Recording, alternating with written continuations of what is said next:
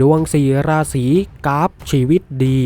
และขาขึ้นช่วงนี้ชีวิตรุ่งเรืองสุดๆทำอะไรก็ดี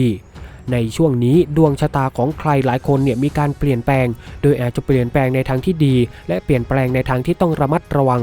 หมอเลิกคอนเฟิร์มเผยในเพจหมอเลิกคอนเฟิร์มดูดวงฟรีแก่ทุกท่านถึงดวง4ราศีกราฟชีวิตดีช่วงนี้ชีวิตรุ่งเรืองสุดๆในช่วงวันที่22ถึง28กรกฎาคมนี้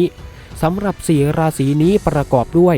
ราศีมังกรราศีพฤษภราศีมีนราศีกันโดยทั้ง4ราศีกราฟชีวิตดีช่วงนี้ชีวิตรุ่งเรืองสุดๆเป็นยังไงกันบ้างครับท่านผู้ชมสำหรับดวงของหมอเลิกวันนี้ท่านผู้ชมคิดเห็นยังไงก็ลองมาพูดมาคุยกันดูนะแม่นหรือไม่แม่นก็มาบอกกันด้วยนะครับแต่ทั้งนี้ทั้งนั้นก็ต้องใช้วิจารณญาณกันด้วยนะครับวันนี้ขอบคุณข้อมูลจากข่าวสดขอบคุณครับท่านผู้ชม